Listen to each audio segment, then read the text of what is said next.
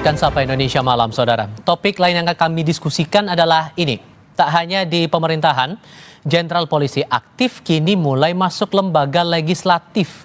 Salah satunya Irjen Polisi Muhammad Iqbal yang baru saja dilantik sebagai Sekretaris Jenderal Dewan Perwakilan Daerah atau DPD RI. Daftar Jenderal Polisi aktif menduduki jabatan sipil semakin bertambah. Bukan hanya di pemerintahan, kini mulai memasuki lembaga legislatif. Yang terbaru, Dewan Perwakilan Daerah atau DPD RI melantik Irjen Polisi Muhammad Iqbal sebagai Sekretaris Jenderal DPD RI. Muhammad Iqbal sebelumnya menjabat sebagai Kapolda Riau dan juga pernah bertugas sebagai Kepala Divisi Humas Mabes Polri 2018 hingga 2020. Muhammad Iqbal menyebut jabatan barunya merupakan amanah karena sudah ditugaskan Kapolri Jenderal Listio Sigit Prabowo. Ini merupakan amanah bagi saya yang sudah ditugaskan oleh Kepala Kepolisian Negara Republik Indonesia untuk bertugas melakukan kerja-kerja di DPD RI. Ketua DPD RI Sultan Najamuddin berharap Muhammad Iqbal ikut berperan membangun DPD menjadi lembaga yang lebih inklusif dan terbuka. Dengan Sekjen yang baru, Pak Irjen Iqbal, kami dari pimpinan dan tentu atas nama lembaga harapannya kinerja lembaga ke depan baik di internal maupun eksternal semuanya jauh lebih baik. Kami berusaha untuk di periode kali ini ya, seperti yang tadi saya sampaikan, membangun parlemen atau DPD yang lebih inklusif, terbuka, lebih efektif.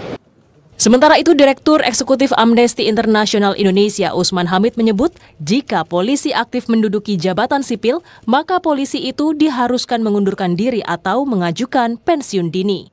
Penempatan anggota Polri aktif di dalam jabatan sipil tetap harus mematuhi kaidah hukum yang berlaku. Misalnya, Undang-Undang Polri pasal 28 ayat 3 maupun juga TAP MPR tentang peran TNI Polri pasal 10 ayat 3 itu menyatakan bahwa anggota Polri aktif dapat menduduki jabatan sipil setelah mengundurkan diri atau pensiun dini.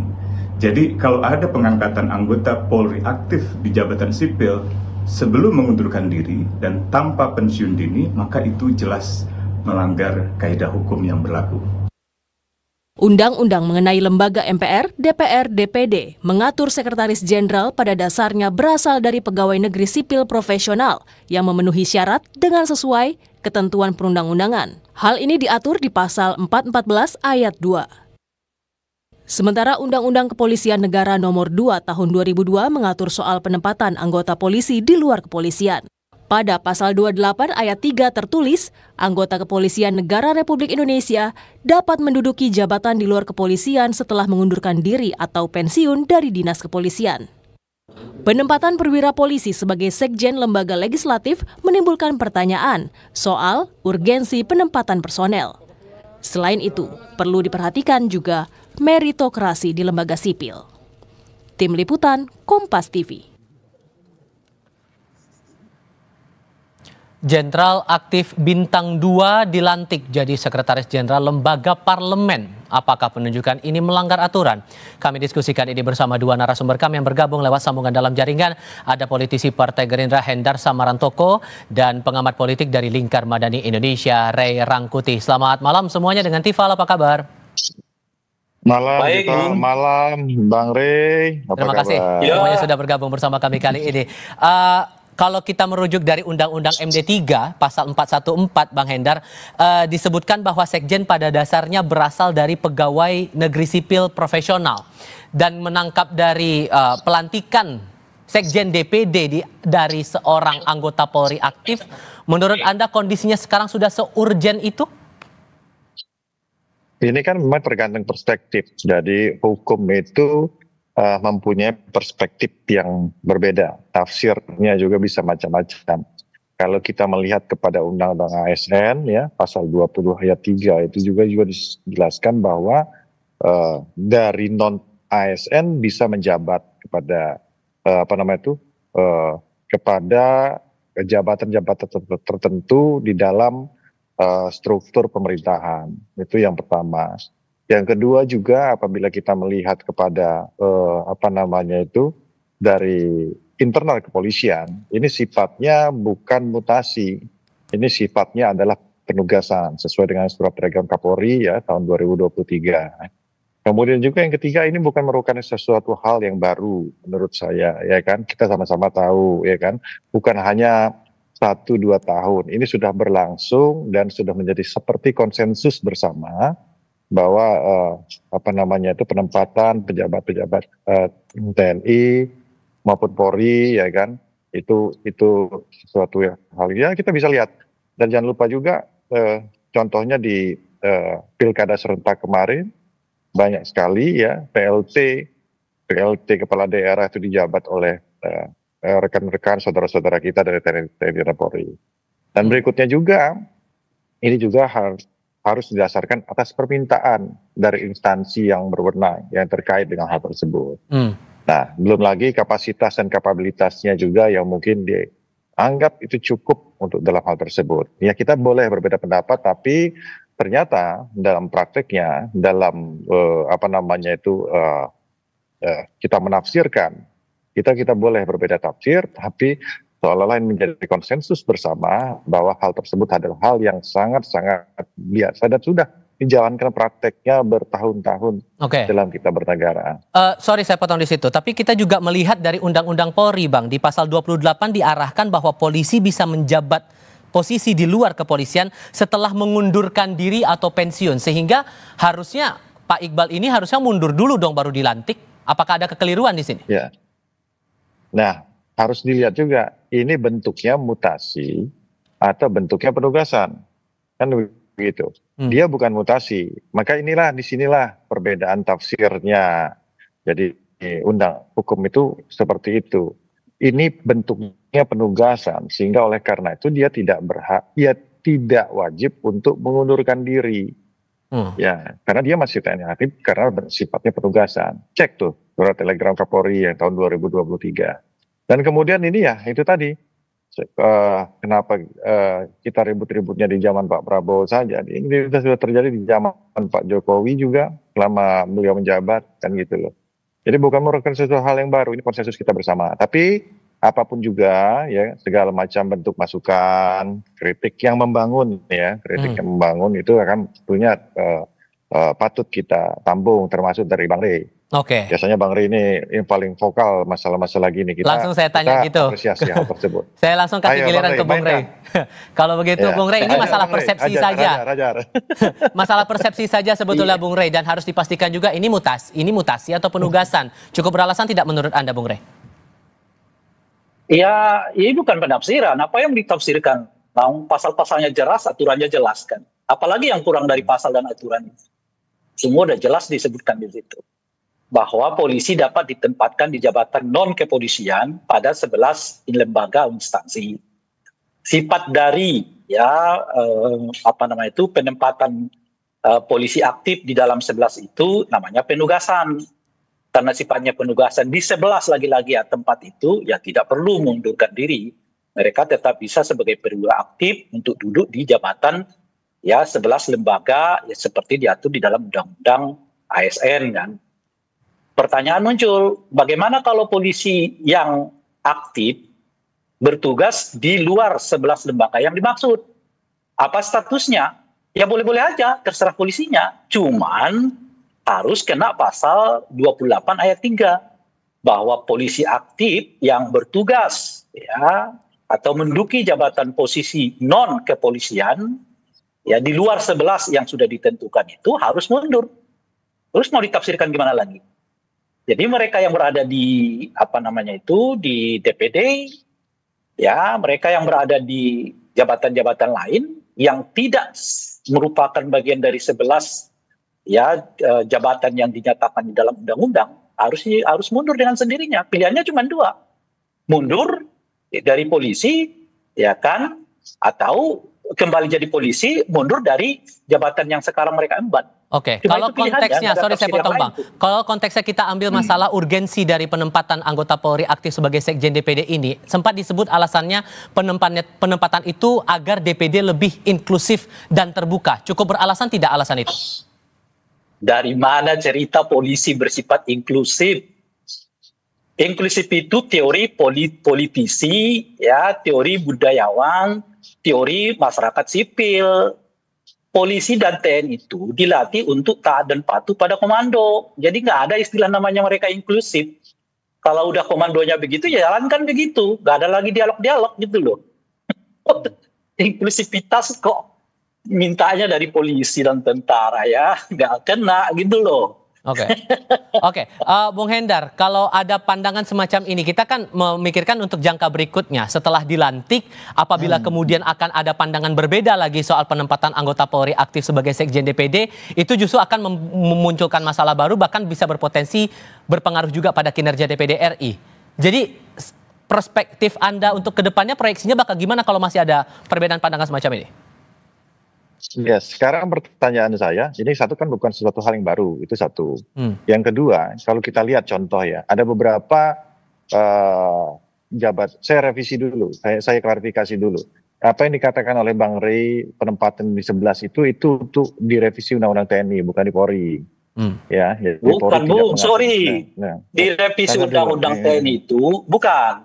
Revisi Undang-Undang TNI itu 16, itu TNI. Kalau polisi itu 11. Yang 16 itu diatur di Undang-Undang TNI, yang 11 itu diatur di Undang-Undang ASN. Gitu loh. Bisa saya teruskan dulu ya. Silakan. Kalau kita bicara masalah kapasitas dan kapabilitas, jadi yang kedua tadi ini bukan merupakan sesuatu hal yang baru. Bicara tadi perspektif tentang kinerja dan lain sebagainya, ya kan? Ini kita ambil contoh, ya kan, Sekjen di KKP contohnya, ya kan, ada juga penempatan lain kurang lebih ada 4, ya, nggak banyak juga, ada 4 atau 5 ya di kementerian itu menjabat di sana. Silakan cek apakah kementerian tersebut dari sisi kinerja bermasalah atau tidak, kesekjenannya, ya kan. Nah, ini kan juga harus menjadi tolak ukur dari pertanyaan dari Tifal tadi. Apabila itu memang bermasalah, bisa kita revisi. Ternyata kan mereka perform karena mereka teman-teman di TNI maupun di Polri ini sudah biasa bekerja, ya kan, secara administratif, ya kan, mengatur tata kelola dan lain sebagainya. Tanpa juga kita menyampaikan ASN-ASN yang lain, ya kan. Karena juga kan jumlahnya juga tidak signifikan sebagaimana yang dilihat. Jadi jangan juga karena 1, 2, 3 atau 4 kemudian dia mengaburkan peran teman-teman ASN yang lain. Tidak seperti itu juga. Gitu loh. Tidak jadi, bisa digeneralisasi begitu ya? Iya, tapi begini, kita membuka diri apabila nanti kemudian ini menjadi diskursus tersendiri untuk mencari jalan keluar yang terbaik. Jadi supaya tidak menjadi perdebatan di publik, ya kan, tidak ada multi tafsir tentang masalah ini. Karena kalau kita bicaranya, saya orang hukum, ya kan, kita punya kita punya tafsirnya sendiri.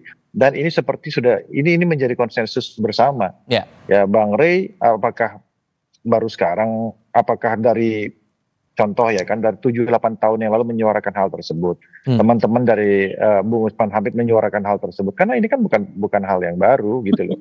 Jadi belum juga kan kalau kita mau challenge, ya kan dari dulu pengangkatan yang dilakukan oleh polisi kan sebenarnya kalau mau itu kan jangan cuma sekedar biasa kita itu ya membuat narasi di publik dan opini di publik saja. Lakukan langkah action dengan contoh menggugat ini ke Pengadilan Tata Usaha Negara sehingga benar-benar kita mendapatkan suatu legitimasi publik dan legitimasi hukum yang pasti gitu loh. Bung Rey, tidak bisa digeneralisasi intinya, dan kalaupun ada masalah ya ada prosedur sendiri, itu gimana ngeresponnya?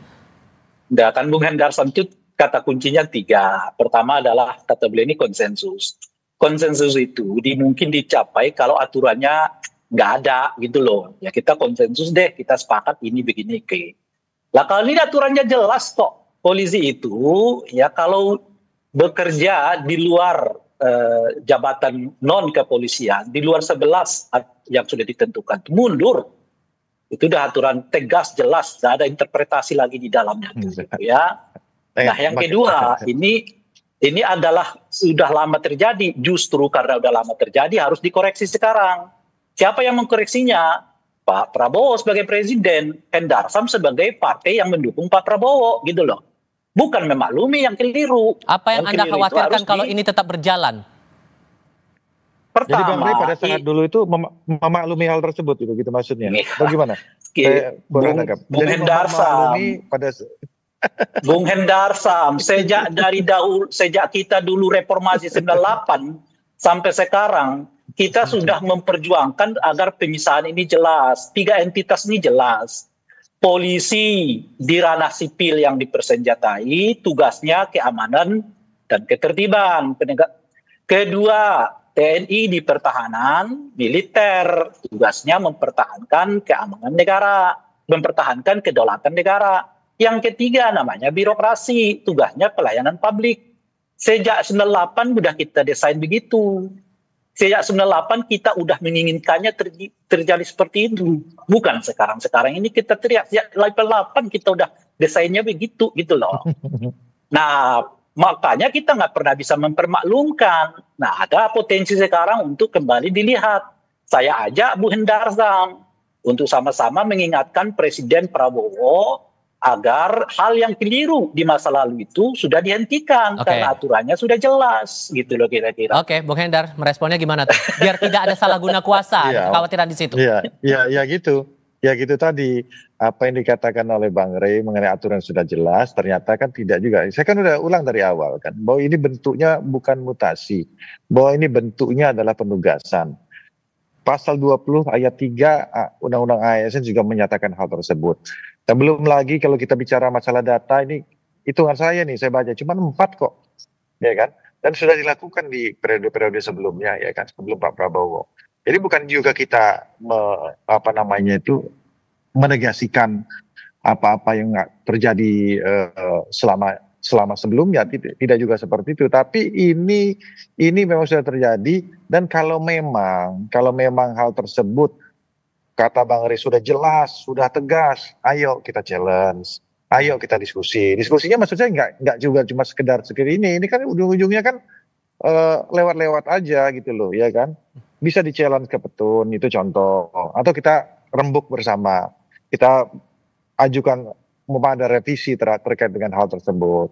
Atau gimana? Apalagi? Jadi nggak selesai ini wacana-wacana di publik sehingga orang ini membentuk opini publik yang tidak produktif.